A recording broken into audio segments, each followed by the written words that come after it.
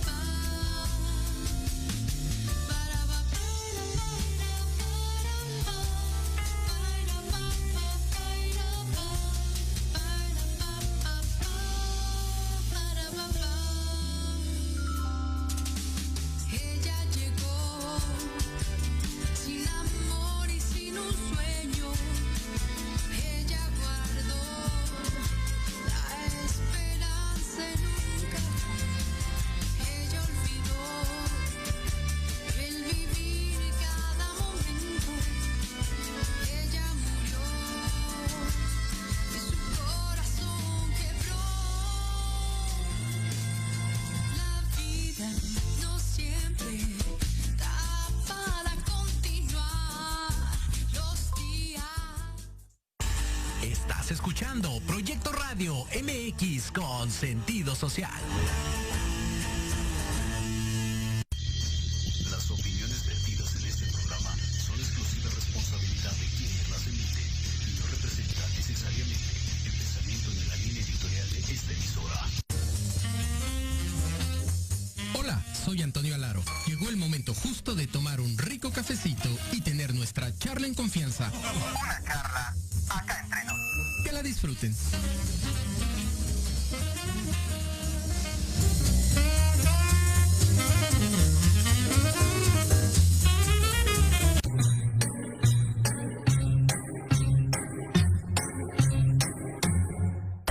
I'm sitting here in the boring room. It's just another rainy Sunday. Hola, ¿cómo están? Muy buenos días. Pues ya cruzamos las 10 de la mañana.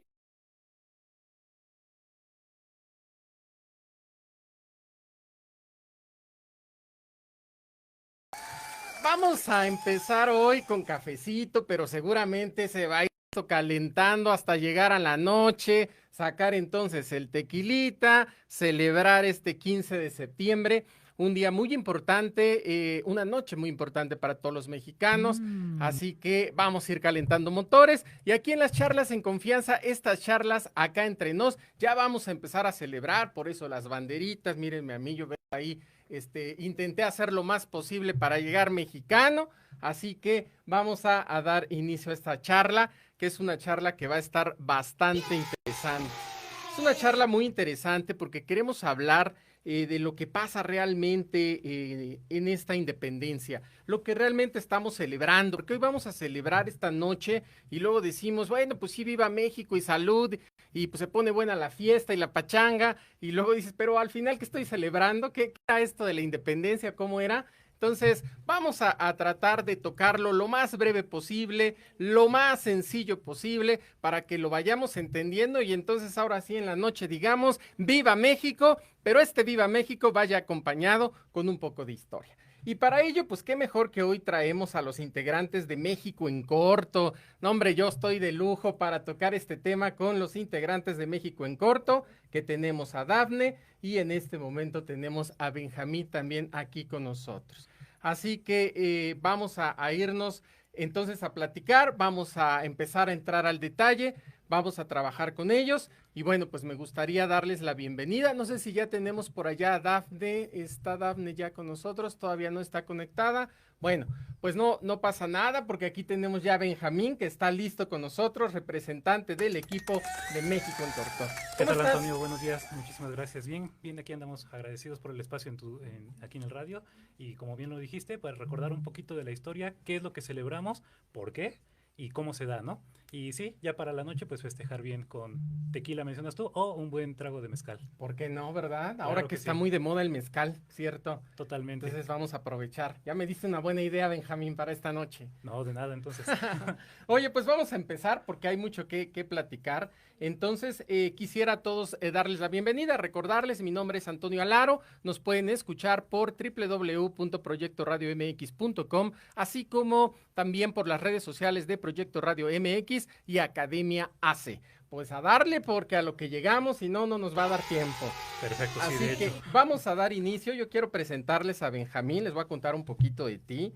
Él es Humberto Benjamín Ibarra López, es un mexicano patriota, ingeniero eléctrico, maestro en administración de empresas para la sustentabilidad, tiene 8 años de experiencia en la industria de los servicios educativos y emprendimiento en esta área, con un tiempo similar en el estudio de la historia de nuestro país. Así es, mi buen Antonio. El más abusado de México en Corto, diría yo. el que trae más dato duro, así que bienvenido, Benjamín. Muchísimas gracias. Y bueno, pues si te parece, vamos a dar inicio para que la gente que nos está viendo, pues vaya entrando en tema. Yo les pido manifiéstense como cada miércoles, manifiéstense y sobre todo, pues hay que irnos a manifestar y les pediría también que aparte de manifestarse, compartan, porque hoy hay que llevar este mensaje. ¿Estás de acuerdo, Benjamín? Totalmente de acuerdo. Siempre darle voz justo a la historia y más la historia de nuestro país es importante compartir. Es fundamental. Así que vamos a compartir para que lleguemos a más personas y hoy entiendan entonces qué estamos celebrando, ¿no? Por favor, muchísimas gracias. Bueno, pues si están de acuerdo, vamos a dar inicio, vamos a empezar. y quisiera que nos cuentes, Benjamín, ahora platícanos un poco, ¿a qué se le llama la Guerra de la Independencia? ¿Por qué decimos, pues viene la independencia? ¿A qué le llamamos a esta independencia y realmente qué celebramos esta noche en términos generales? Ahorita sé que nos vamos a meter al detalle, pero esta noche, ¿qué celebramos? ¿Qué es eso de vamos a celebrar la independencia? Claro que sí. Pues Guerra de Independencia lo podemos interpretar sí como un movimiento armado, pero también con un trasfondo social y político que va a tener lugar de 1810 a 1821, aunque sus antecedentes también se remontan a un par de años antes, ¿no? ¿Y qué celebramos? Pues, como lo mencionas, el inicio de este movimiento que en un principio no era tan de independencia, sino más bien de autonomía o emancipación, en tanto en España regresara Fernando VII, que era el rey y que estaba depuesto por Napoleón, ¿no? Entonces lo que festejamos esta noche son 210 años de ese inicio. Bueno, en realidad es la madrugada de mañana, pero pues desde hoy empezamos el festejo, ¿no? Desde hoy se inicia este festejo. Entonces, eso es lo que vamos a celebrar en esta independencia. Ahora te quisiera preguntar, esta guerra de independencia, ¿cuáles fueron en sí sus causas? Mira, las causas son varias y de diferentes tipos. La primera de ellas, y bueno, de hecho, de los dos lados del Atlántico, es decir, aquí en Nueva España y en España. La primera de ellas podemos mencionarla con los criollos, que recordemos que los criollos son estas personas hijos de europeos, pero que ya nacen en la Nueva España, pero que por ese simple detalle estaban relegados de muchos puestos políticos, militares, religiosos, etcétera, ¿no? Y entonces, durante los 300 años de colonia que duró la colonia, van a generar una cultura propia e independiente a la de España y también independiente y diferente de los indígenas nativos. Es la cultura mexicana que nosotros heredamos como tal y que se diferencia, perdón, entonces de la europea. Y con este enojo hasta cierto punto por mantenerlos relegados es una de las primeras causas. Por otro lado, tenemos a los mestizos, indígenas, mulatos y todas las mezclas que se les ocurrieron a los españoles, que también, o sea, si de por sí los criollos estaban relegados de cargos públicos, pues ellos no, o sea, ni a qué aspirarle, ¿no? Claro. Más la esclavitud, más pues la falta de derechos como tal para estas personas, que también se van a abonar para ese sentimiento que va a estallar en 1810. Y ahora, ¿qué pasa del otro lado del Atlántico, en España? Nos tenemos que ubicar 1808, 2 años antes. Napoleón le pide permiso a Fernando VII que le dé chance de pasar sus tropas hacia Portugal, porque los quiere invadir, porque él está en guerra con Inglaterra y Portugal es aliado de Inglaterra, entonces una cosa ahí rara, ¿no? Claro. Y los españoles dicen, bueno, está bien. Y Napoleón dice, pues muchas gracias, pasa las tropas por España, pero ocupa España. Y de paso depone a Fernando VII y pone como rey a su hermano José Pepe Botella. A lo mejor de repente por ahí nos suena el apodo. Que de hecho se mencionan en estudios recientes que el apodo de Botella se le pone porque era borracho, pero la realidad es que incluso se dice que era abstemio. Entonces, pues más bien era como para denostar esta figura. Y sí, porque los españoles estuvieron en contra en todo momento de este rey usurpador francés en España, ¿no? Y entonces, ¿qué sucede aquí en Nueva España en 1808? Dicen, bueno, pues es que si ya quitaron a nuestro rey, pues no tenemos rey. Y entonces empieza un movimiento sí de autonomía por el virrey entonces Iturrigaray y el licenciado Primo de Verdad, que dicen, pues bueno, si no tenemos rey, pues tenemos el derecho de mandarnos nosotros mismos, ¿no? Sin embargo, el movimiento falla. El virrey es depuesto, ponen a otro que de hecho también es un virrey ilegítimo porque debe de ser nombrado por el rey de España, pero no hay rey en España, entonces también es un desastre, ¿no? Y este movimiento va a ser también causa del movimiento en 1810 para buscar esa defensa del rey en ese entonces. Perfecto. Entonces entiendo, estos primeros son 300 años, ¿cierto? De colonia, de colonia, en donde participamos, o bueno, somos parte de esta colonia, fueron 300 años, y bueno, ya viene todo lo que nos cuentas, la parte de la esclavitud y todo esto es lo que se da, o que podríamos hoy hablarle como causas de esta guerra de independencia. Así es. Ok, muy bien. Oye, y yo entiendo que esto se da y que inicia con un grito de dolores, ¿cierto? ¿Qué es eso del grito de dolores? Cuéntame, platícame, ¿por qué se da? ¿Cómo se da? Porque hay muchas teorías, ¿no? Muchas versiones sobre el grito de dolores, entonces sí me encantaría que nos cuentes desde tu experiencia, desde tu expertise en el tema, ¿qué onda con el grito de dolores? Encantado de hacerlo, mi buen Antonio. Pues como te comentaba, o sea, estos movimientos de querer una autonomía de la Nueva España se dan desde 1808 y continúan todavía a 1809. El más famoso va a ser el de Querétaro, la conspiración de Querétaro con Miguel Domínguez, el corregidor, su esposa doña Josefa, la corregidora, y van a haber algunos invitados más, Miguel Hidalgo, Ignacio Allende, los hermanos Aldama y varios más, ¿no? ¿Qué pasa?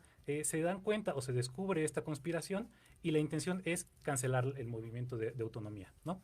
Sin embargo, doña Josefa, que también era una imagen importantísima y pieza fundamental para el movimiento. Su esposo le dice, ¿sabes qué? Te voy a encerrar porque si no, eres capaz de hacer cualquier cosa y entonces nos vas a meter en problemas. ¿Qué hace Josefa? Josefa escribe una carta a Hidalgo, le está diciendo, ¿sabes qué? Nos descubrieron, pero va el movimiento. Entonces la manda con Aldama. Ella está en Querétaro. Aldama se va a Revientacaballo hacia Guanajuato. Llega a Guanajuato, encuentra a Allende, buscan a Hidalgo. E Hidalgo, cuando lee la carta, dice, no, ¿saben qué? Es el momento y es hora de coger gachupines, ¿no? Esto se da en la noche del 15, entonces técnicamente podemos decir que sí, desde hoy inicia la independencia con esta toma de decisión de Hidalgo, de decir, vamos, ¿no? Duermen esa noche en la casa de Hidalgo y a la mañana siguiente del 16 de septiembre, como él es el cura de la Villa de Dolores, en Guanajuato, pues aprovecha la misa de las 5 de la mañana, que a propósito es domingo, y arenga a la población que va a tomar la misa, a tomar las armas en contra de este movimiento usurpador, que sí, en sus arengas está diciendo vivas a la Virgen de Guadalupe, vivas también a Fernando VII, que en este momento está depuesto en España, no hay rey, pero sí se busca esta autonomía en principio. Y ese grito de Dolores es algo que le conocemos como tal. Como tal. Oye, entonces sí se da el 15 de septiembre o el 16. No, el grito se da el 16, la madrugada del 16, a las 5 de la mañana. A las 5 de la mañana. Se da el grito a las 5 de la mañana del día 16. Son estas campanadas a la llamada a misa. A la misa, así es. Aprovecha la llamada a la misa, que no las da Hidalgo, como podemos pensar, porque pues, el campanario está en la parte alta y él arenga a la población en el atrio de la iglesia, entonces es imposible. Pero sí, aprovecha las llamadas a misa. Correcto, que era lo que te iba a preguntar, porque se dice que toca a Hidalgo la campana, pero no es así. No, Hidalgo no lo toca. Ok, perfecto. Muy bien, pues entonces así es como empieza, como se da este grito de Dolores, y es el momento en donde él hace el llamado de que, ¿saben qué? Pues vamos a levantarnos en armas, ¿no? Y a donde toque. Y hasta donde llegue, ¿cierto? Así es. Muy bien, esto se da en este grito de Dolores, en este llamado grito de Dolores. Ahora bien, en esta época, ¿cuál era el liderazgo de las mujeres, Benjamín? Porque hablamos muy poco. Yo sé que cuando hablamos de la historia y sobre todo en esta etapa de independencia, hablamos mucho de los que nos dieron patria, ¿no? Los héroes que nos dieron patria, pero hablamos muy poco de las mujeres, a excepción de Josefa Ortiz de Domínguez. Que es a la única que tenemos presente, así es. Yo desconozco, ¿no? Y yo creo que muchos hoy nos preguntamos, ¿cuál fue el papel que jugó la mujer? ¿A qué hacían las mujeres? ¿A qué se dedicaban? ¿Qué onda con ellas? ¿Por qué solamente se escucha el nombre de una? ¿Qué pasó? ¿Nos puedes contar un poco de ello? Claro que sí. Bueno, el papel de la mujer en la historia de México y particularmente en los movimientos armados, que de hecho va a ser constante durante toda la historia, o los primeros 100 años al menos de vida independiente de México, va a ser estar con el soldado, ¿no? Que muchas veces es el campesino que se levanta en armas y entonces la mujer es la que acompaña y al no tener un cuerpo de intendencia formal en los movimientos armados, las mujeres van a ser las que los acompañan, cocinan, curan y también contribuyen en los hechos de armas, ¿no? Particularmente en la Guerra de Independencia tenemos 3 figuras femeninas muy importantes. La primera de ellas, como bien mencionas, y la que todos tenemos en mente, es doña Josefa Ortiz de Domínguez, que es explosiva a más no poder. Es incluso más explosiva que su propio esposo, el corregidor Miguel Domínguez. Ella con el deseo de estar informada es que le propone a su esposo que ponga su casa como el lugar para las tertulias, es quien al final avisa a Hidalgo en la misma carta le escribe que pues vamos, ¿no? Claro. Entonces, pieza fundamental, sí. Otro personaje sería la propia Leona Vicario, que a lo mejor de repente también nos suena poquito. Ella es una hacendada, tiene un poder adquisitivo bastante fuerte y desde el primer momento ella está también metida en el movimiento de independencia. Tan metida está que va a empezar a vender sus cosas, sus propiedades, etcétera. Se va a quedar sin un centavo con el objetivo de financiar el movimiento insurgente, particularmente el de Morelos. Y va a llegar a tal grado que entonces tiene que andar con su esposo Andrés Quintana Roo, por eso el estado se llama así, porque él era de allá. Claro. Van a terminar a salto de mata, tienen un hijo en una cueva, los obligan a trabajos forzados porque son descubiertos como partícipes de esta conspiración y bueno, al final ya se les reconoce como heroína, ¿no? Okay. En 1815-16 le ofrecen el indulto porque dicen, con el objetivo como de pacificar ya a los insurgentes, les ofrecen el perdón a todos. Ella es una de las que lo acepta, pero pues ya, o sea, después de haber peleado 6 años, estar en la pobreza, tener una hija cuestas, pues claro que lo toma, ¿no? Y por último tendríamos a la figura de la Güera Rodríguez, que esa a lo mejor es un poquito más desconocida. Es también una mujer acaudalada de la Ciudad de México, pero que va a participar a través de conseguir información en los altos círculos, porque ella también se permeaba dentro de ellos, y pasarla a los insurgentes, ¿no? Entonces podemos rescatar esas 3 figuras, más en general a todas las mujeres de todos los tiempos en México. De todos los tiempos en México. Oye, Benjamín, yo entiendo que, regresando un poco a Josefa Ortiz de Domínguez, Sí, claro. que ella esto que hacía precisamente en su casa, según ella, en las reuniones, ¿no? De lectura. Sí, de lectura, las tertulias, las así es. tertulias, bien lo dices, pero que en realidad no, era el momento como para ponerse de acuerdo, ¿no? Estaba apoyando este movimiento y lo aprovechaba este momento así, ¿cierto? Así es. Te digo, desafortunadamente, pues la sociedad mexicana de ese entonces y todavía muy recientemente, pues dejaba de lado mucho a las mujeres, ¿no? Entonces ella lo que trataba es, pues desde mis posibilidades, yo voy a estar metida a ver cómo le hago, pero voy a estar ahí, ¿no? Entonces así fue, poniendo su casa, estando, compartiendo con estas tertulias, que al final, como bien mencionas, pues es más que nada platicar de este hartazgo que se tiene del rey francés en España, de el no poder aspirar a más, etcétera. Ok, muy bien. Entonces sí entiendo que el papel de la mujer, pues sí iba a estar a un lado, ¿no? Me decías de los soldados, de los hombres. Siempre, sí. Siempre Sí. era más estar a un lado. El papel de protagonismo eran pocas las mujeres que lo tomaban, porque no podían, o porque el papel no era ese, o porque no era su papel, o porque no las dejaban, o ¿por qué? ¿Por qué era eso? Muy a título personal, yo creo que porque no podían. No podían. Estaban inmersas en una sociedad. Si hoy en día incluso sabemos que las oportunidades no son las mismas para hombres y mujeres, pues más en el México del siglo XIX, ¿no? Y sin embargo, tenemos a estos 3 casos de mujeres que pese a que no podían e incluso en algunas ocasiones no debían, como es el caso de la esposa de Josefa, que es esposa del corregidor Miguel Domínguez, pues lo hacían, ¿no? Claro. Y entonces, claro que vale la pena rescatarlas, recordarlas y conocerlas principalmente. Sí, que incluso me decías la Güera Rodríguez, que se ha escuchado poco, pero que bueno, pues ella estaba entonces en estas altas esferas. Así es. Y lo que hacía era como bajar la La información. información hacia los insurgentes, totalmente. Hacia los Así es. insurgentes. Y era pasarla y es decir, pues así va, por acá va y todo esto, ¿no? Como el chivo expiatorio, podríamos decirle, algo así. No chivo expiatorio, ¿como qué? Quizás como espía más bien. Como un espía. Como un espía del siglo XIX. Sí, así. Así sí funcionaba. Pues muy bien. Pues Benjamín, está bien interesante el tema. Yo creo que es bien importante irlo conociendo. Vamos a entrar de lleno y vamos a platicar de estas etapas, pero si me lo permites, me gustaría ir dando algunos saludos. Claro que sí, adelante. Ya se está manifestando el público de Charlas en Confianza, Perfecto. al cual yo siempre estaré muy agradecido. Vamos a darle gracias a Luis Triana, dice, aquí estamos presentes, amigo. Un fuerte abrazo, Luis Triana, que lo podemos escuchar también en este espacio los jueves a la 1 de la tarde. Él está con nosotros en Construyamos Juntos. También Axel Kamal dice, viva México, señores, gracias por fomentar el amor a la patria. Y nos dice Huerta Serch, dice, orgullo de ser mexicano, saludos. Sí, sin duda, es un gran orgullo ser mexicano, ¿no? Creo que eso es algo importante, el ser mexicano. Y pues mira, aquí andamos ya celebrando, conociendo un poco de su historia. Perfecto, ¿no? Nada mejor que conocer. Nada mejor que conocer de la historia. Y antes de irnos a corte, me encantaría que nos cuentes un poco de las etapas. ¿Cuántas etapas existieron, ¿no? En esta independencia? Si podemos hablar de su nombre, de las etapas, y ya después del corte nos metemos al detalle, si te parece. Perfecto. En etapas son 4, en general los historiadores las han dividido en 4. La primera, que es la del inicio como tal, que va de 1810 a julio de 1811, es muy corta la realidad. La segunda etapa es la de organización, que va de julio de 1811 a diciembre de 1815, son 4 años. La tercera, que es la de resistencia, que va de diciembre de 1811 a octubre de 1817. Y la última, que es la de la consumación, que va de octubre de 1817 a septiembre de 1821. Ok, perfecto. Oye, y de estas etapas, de estas 4, ¿cuál, desde tu punto de vista, ¿no? A título personal, como bien lo decías, es la más relevante o es la etapa más interesante dentro de la historia?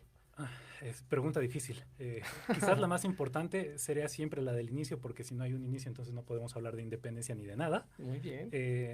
Pero por interesante o igualmente importante el mismo final, ¿no? El haber conseguido esa independencia, haya sido como haya sido, que ya vamos a ver cómo fue, también es importante. Me encanta esta respuesta, ¿no? Cierto, hay una muy, muy importante, pero hay una muy interesante. Pues muy bien, pues nada más vamos a mandar unos saludos que se siguen manifestando y yo se los agradezco. Grecia Álvarez dice, excelente charla, saludos a ambos. Nos dice Saludos, Alan Grecia. Segundo.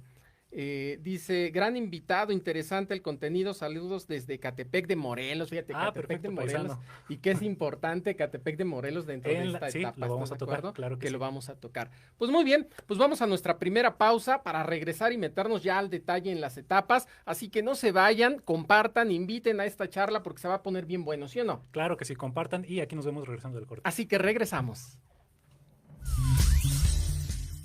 En Proyecto Radio MX, tu opinión es importante.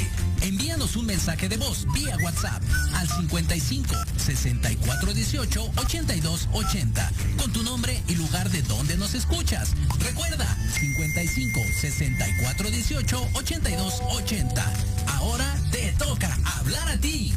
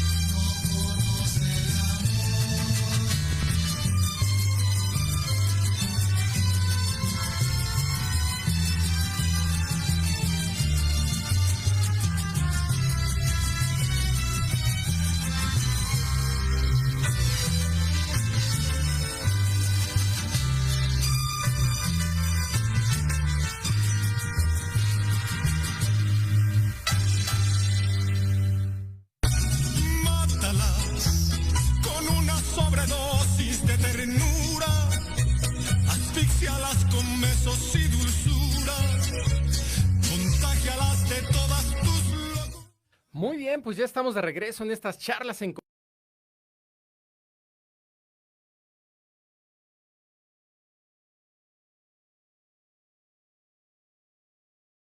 la independencia de México para conocer qué es lo que vamos a celebrar, qué es lo que vamos a hacer esta noche, por qué vamos a dar ese grito como lo vamos a dar, algunos en casita, como debe de ser, resguardados, pero conviviendo, por supuesto, con la gente que vivimos, con algunas pocas personas y siempre con su sana distancia, lo más que se pueda cuidar y pues cuidando todas las medidas de salud para evitar riesgos o contactos, ¿cierto?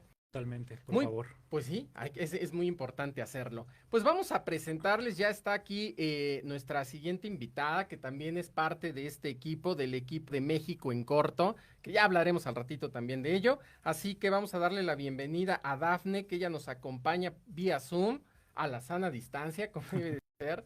Así que Dafne está con nosotros, les voy a hablar un poquito de ella. Ella es licenciada en diseño de interiores, egresada de la División de Arquitectura y Diseño de la Universidad de Guanajuato. Está certificada en B2 en francés por IPN en UPIXA. 10 años de experiencia en el rubro de oficinas en el área de proyectos, 3 años en supervisión de obras, es apasionada de la ortografía y gramática, por eso hasta me dio miedo mandarle, porque dije, ya está leyendo todo, así como en protocolo social, le encanta viajar, la adquisición de conocimientos sobre la cultura de México y del resto del mundo, además de la NFL. ¿Cómo estás, Dafne? Muy buenos días, bienvenida a Charlas en Confianza.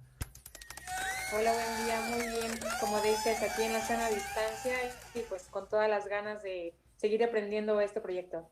De seguir aprendiendo de este proyecto, que es un proyecto bien importante el que ustedes hacen, ¿no? De este México en corto. Gracias. La verdad es que cuando yo tuve oportunidad de llegar a ustedes, de ver sus videos, me dio mucho gusto ver a jóvenes metidos en la historia de México, ¿no? Dije, pues porque hoy en día ya sabes, pues o subimos cápsulas de reggaetón, o subimos las cápsulas, o hacemos memes, o hacemos cosas de todo para ganarnos likes. Y ustedes deciden irse y hablar de la historia y decir, me voy a meter en el tema de la historia, y creo que es bien importante, así como es importante reggaetonear y perrear, claro.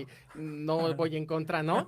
Pero también es importante conocer nuestra historia y es importante no olvidarla, ¿no es cierto, Dafne? Así es muy importante saber de dónde venimos para saber a dónde vamos, ¿no?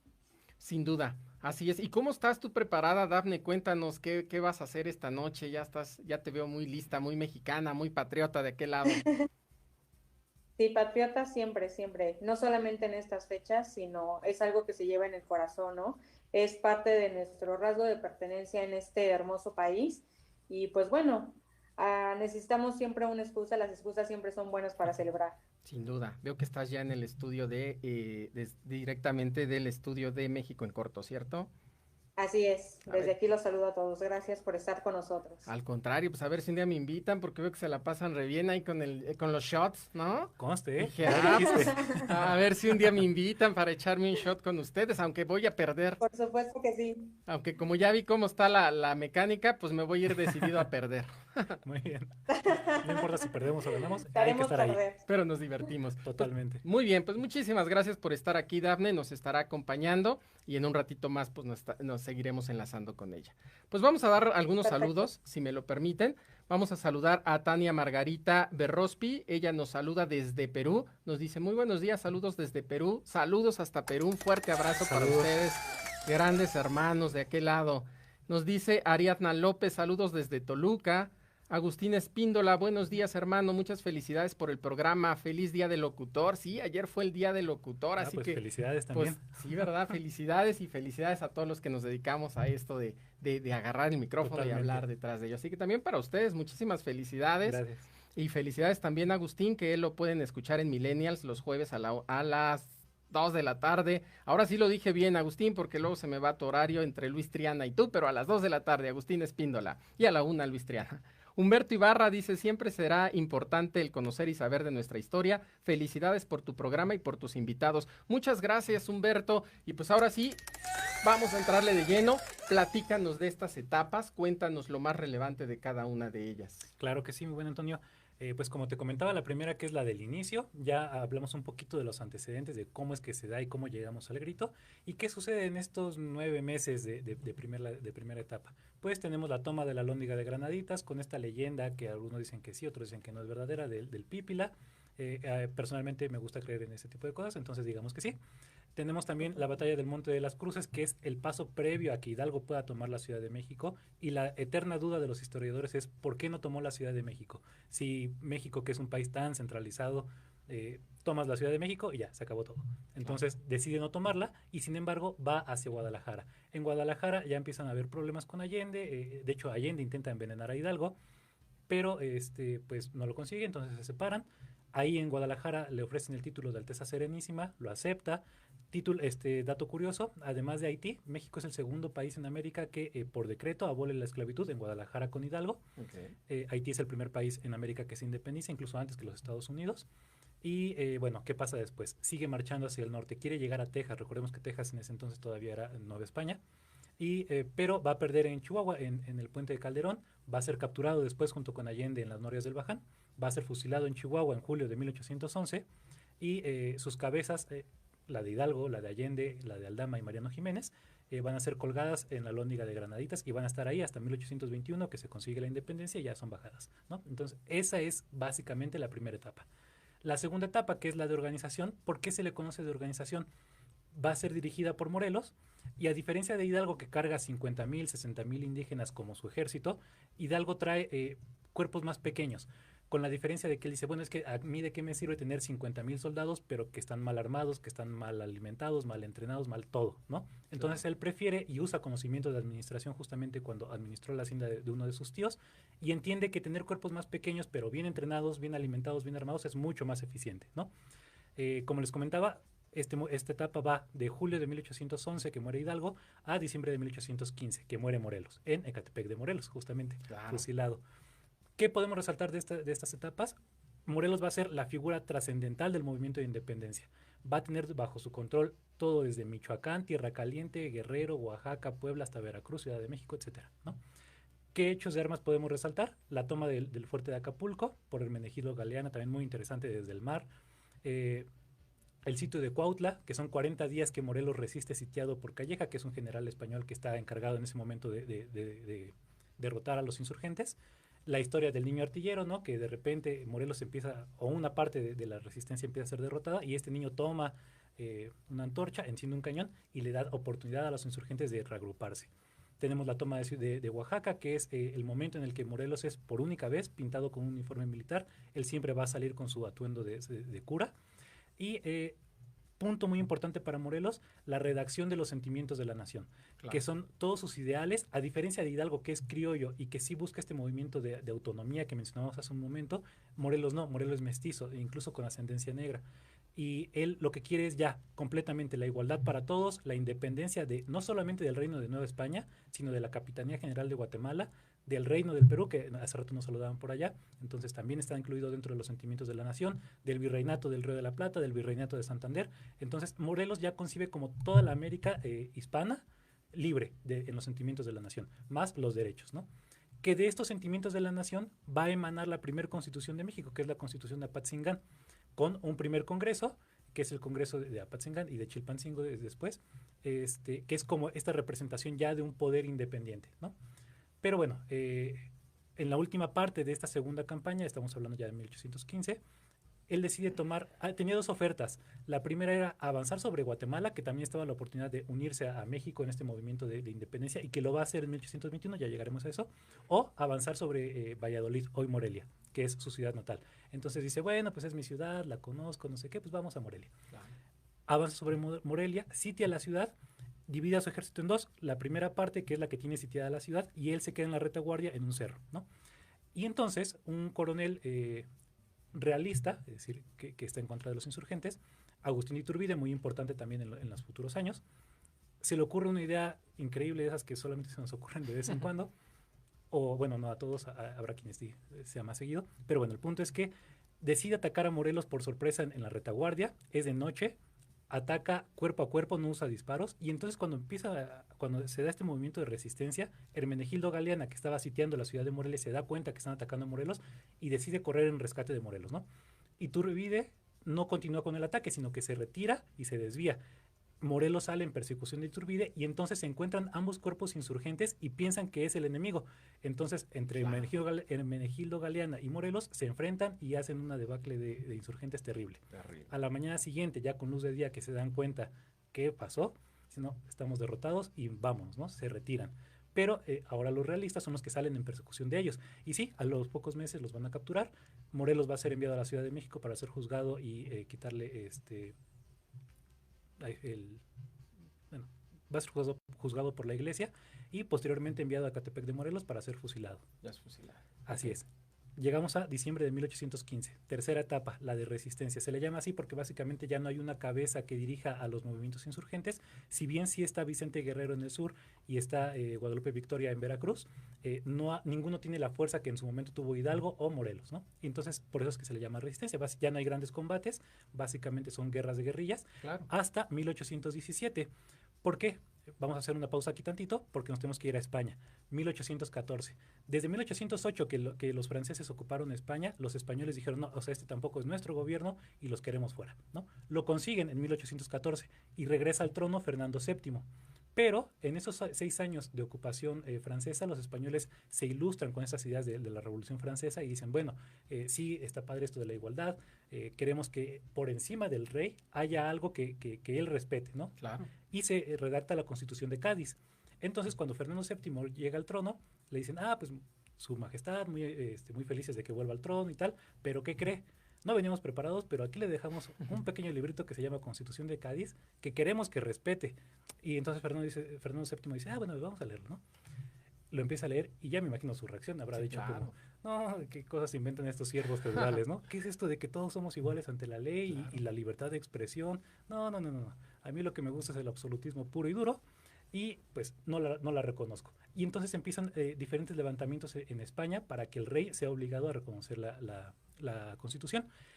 Y al mismo tiempo, Inglaterra, o en Inglaterra más bien, diferentes particulares organizan un movimiento para financiar una campaña militar en Nueva España Claro. y conseguir la independencia, poder restarle poder a España a través de quitarle una de sus colonias, ¿no?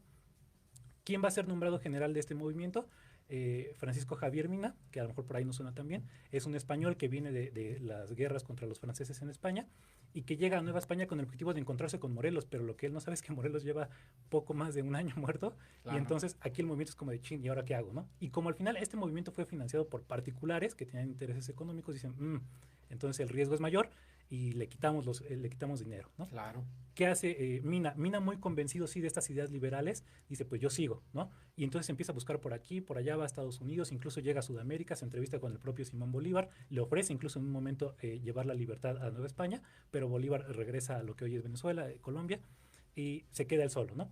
Llega por lo que hoy es Tamaulipas, y tiene algunas victorias al principio, Tamaulipas, Monterrey, y va bajando hacia el Bajío, hasta llegar a Guanajuato, donde se encuentra con Pedro Moreno, otro insurgente que era muy local. De hecho, Nueva España va a estar lleno de insurgentes locales que no recordamos tanto, pero bueno, este es uno importante. ¿Qué pasa? Al final, como ya son movimientos muy pequeños, son aplastados, el movimiento no durará ni un año siquiera. En octubre de 1817 es fusilado junto con Pedro Moreno, y bueno, aquí terminamos con esta tercera etapa de la independencia.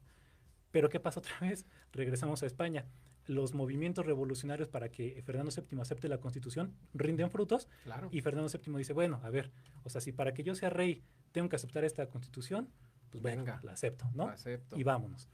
Y entonces, en 1817 se empieza a aplicar la Constitución en España y dice, y para las colonias, Nueva España, Perú, etcétera, va a empezar a aplicarse para 1818.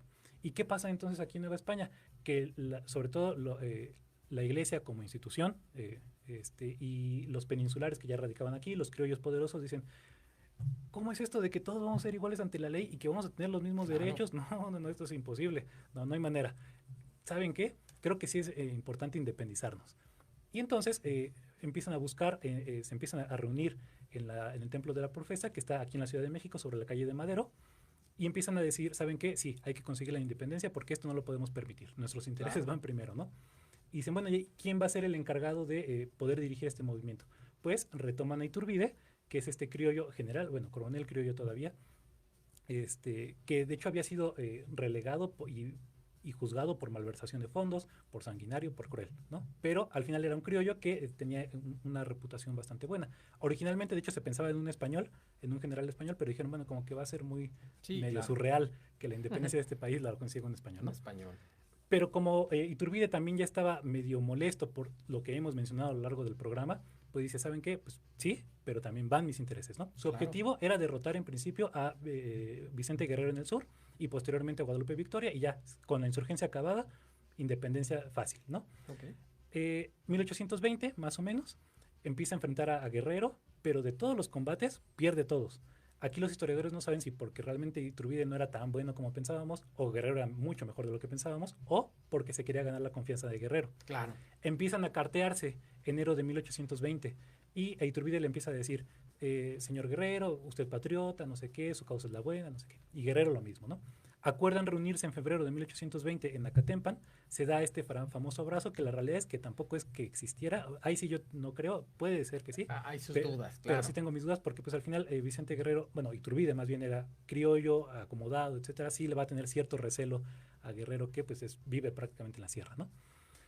Pero bueno, al final deciden unirse. Iturbide redacta el plan de Iguala, que es este plan en el que dice, bueno, ¿qué quieres? ¿Quieres independencia e igualdad? Venga. Aquí está, ¿no? Pero también quiero que, ¿eres católico? También yo. ¿Quieres que todos seamos católicos? Sí. Entonces, vamos también aquí, ¿no?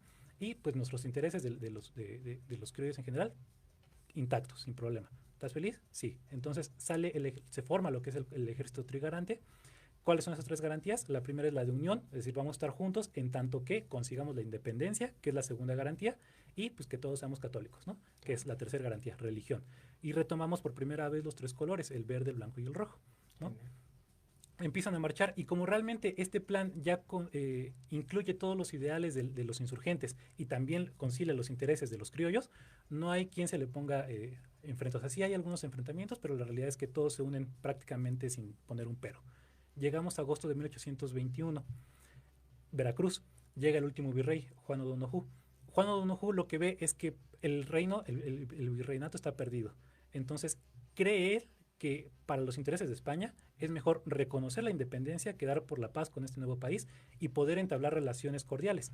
Firman los tratados de Córdoba en la villa de Córdoba, Veracruz, con los cuales se reconocen prácticamente ya la independencia, aunque España va a tardar todavía 8 años más en hacerlo formalmente. Pero pues ya, Iturbide lo que tiene ya es prácticamente una constancia de la independencia. Marcha sobre la Ciudad de México, más o menos finales de agosto de 1821, pasa por Puebla, le sirven los famosos chiles en nogada, con esta decoración que alude a la bandera trigarante. Llega a la Ciudad de México, en la Ciudad de México se da la última batalla por la independencia en Azcapotzalco, se gana, claro. Se quedan los insurgentes en Tacubaya, desde ahí van a marchar por Chapultepec, van a llegar al centro de la Ciudad de México, pasan por lo que hoy está Cuba, se desvían hacia lo que hoy es Madero y llegan a Palacio Nacional, 27 de septiembre de 1821, y nace el primer imperio mexicano. Básicamente el mundo conocía solamente 2 formas de gobierno en ese entonces, la república y el imperio. República solamente había una, los Estados Unidos, y pues todos los demás eran imperios, ¿no? Por eso es que México nace como imperio al principio. Y se unen, como te comentaba hace un momento, la Capitanía General de Guatemala, que posteriormente se va a dividir y hoy forma todos los países que conocemos en Centroamérica: Guatemala, Nicaragua, Costa Rica, Honduras, El Salvador, y Chiapas, que Chiapas al final decide unirse por votación de su población en 1824 a los Estados Unidos, bueno, al Imperio Mexicano. Así que un abrazo para todos en Chiapas. Y también hay que recordar que los estados de Estados Unidos, Texas, California, Nuevo México, Arizona, parte de Colorado, Wyoming, pues también estarían celebrando sus 200 años de independencia de España. Pero pues a ellos no les interesan esas cosas, ¿no? Entonces, pero vale la pena recordar. Vale la pena recordarlo. Oye, qué interesante, mira, y lo hicimos así súper resumido, ¿viste, Jimmy? Qué resumido es este muchacho. Felicidades, Benjamín. Yo creo que Dafne está feliz en estar ahí a un lado tuyo y aprendiendo mucho, y aparte que le encanta también la historia, y en conjunto hacen cosas bien interesantes. Así que me encantaría aprovechar, Dafne, y que nos cuentes qué onda con esto de México en corto. ¿Qué es México en corto y qué podemos encontrar con ustedes? Pues México en corto es un pequeño programa, por así decirlo, que surge con el interés sobre todo de Benjamín de querer seguir aprendiendo esta historia y seguir compartirla, ¿no? Creo que es lo más importante, que este espléndido humano nos comparte sus conocimientos de una manera tan agradable y tan ligera que nos va envolviendo un poco más.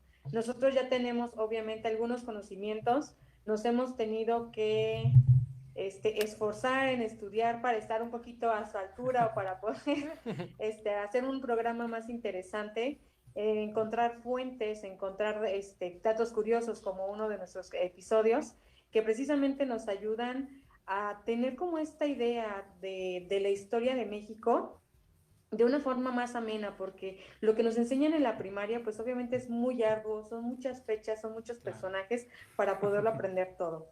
Entonces, así surge la idea. Benjamín siempre tuvo esta cosquillita de la historia, a pesar que estudió ingeniería eléctrica, y precisamente es con quien se conoce, o ahí en la carrera conoce a Oscar, y pues le decía, ¿no? O sea, si te gusta tanto la historia, pues hay que hacer algo interesante.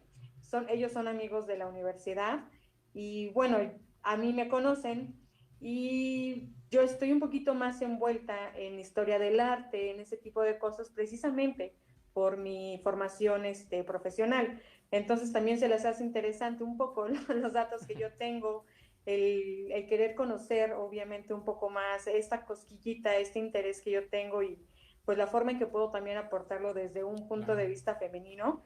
Y pues bueno, es así como también ellos me invitan a colaborar con ellos en este gran proyecto. Qué padre, y le pones la cereza al pastel, la verdad es que es bien interesante, yo sí los invito a que lo sigan, vean todo lo que hacen en México en Corto, todo esto que platicamos y resumimos así, lo veo, claro, lo veo bien desmenuzado en 5 capítulos, si no estoy mal, sí, de hecho. Y buenísimo, los van a encontrar ahí en YouTube. ¿Podemos aprovechar, Dafne, para que nos digas las redes sociales, cómo los encuentra la gente? Pues nos encuentran como México en Corto, en Spotify, en YouTube, en Instagram y en Facebook. Muy bien, pues yo soy su fan, pues yo sí lo sigo y disfruto y les decía, porque aparte lo hacen muy ameno y se avientan ahí sus concursos o sus, hacen algunos juegos, entonces a mí me encanta verlos, yo la verdad es que sí disfruto cuando suben material, antes lo hacía, no sé si lo siguen haciendo los viernes. Sí, en fin de semana, normalmente viernes, de repente sí se nos llega a ir por complicaciones de entre COVID y que no podemos grabar, etcétera, pero cada semana. Cada semana hay información. Así es. Pues muy bien, Dafne. Oye, si me permiten, voy a leer unos saluditos. Nos dice Divina Guainate. Claro. Saludos desde, nos siguen viendo desde Perú. Dice, feliz día, Luis, con mucho afecto, día del locutor. Muchísimas gracias, Divina Guainate. Un fuerte abrazo a Lima, Perú. Axel Camal dice, viva México y América Latina. Gracias por este programa. Felicidades. Gracias a ti por estar siempre presente. Javier Ramírez dice, saludos, excelente programa y muy interesante. Viva México, por supuesto que viva México, ¿no? Sin duda. Pues ahí está. Pues mira, vamos a ir cerrando ya nuestra charla. Esta parte a mí no me gusta, Jimmy, yo espero que a ti tampoco, ¿no? La parte de irnos cerrando ya la charla. Y para hacerlo me gustaría que nos cuenten qué sigue, qué viene en México en Corto, qué vamos a encontrar en estas redes sociales. Claro que sí, mi buen Antonio. Pues mira, de momento, como bien lo mencionaste hace un momento, en 5 capítulos abordamos la independencia de México, pero todavía tenemos muchos temas pendientes. Particularmente o puntualmente los 3 que les vamos a dedicar a estas mujeres que mencionamos en el programa, Josefa, Leona y Laura Rodríguez. Tenemos eso y pues nada, o sea, como línea temporal vamos a seguir con la historia de México. Incluimos también algunos capítulos en los cuales salimos a la calle y podemos ver la historia de las calles. Claro. Entonces también eso es lo que pueden esperar. Pues están geniales. Sus redes sociales, ¿en dónde te encontramos de manera personal? Si es que quieres que te sigamos, Dafne.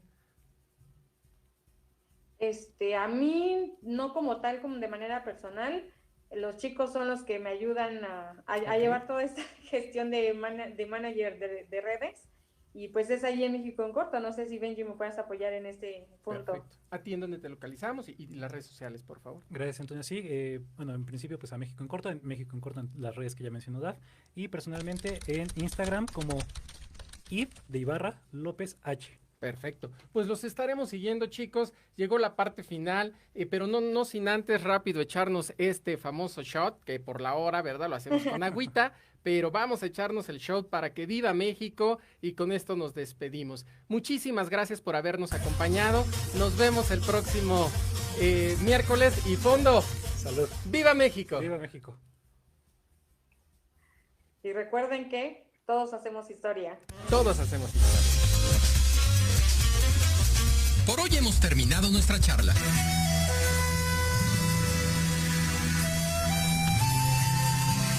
Nos escuchamos el próximo miércoles en punto de las 10 de la mañana para otra charla en confianza, aquí por proyectoradiomx.com. No se te olvide. Síguenos por Facebook en Academia C de Alarcón Consultores.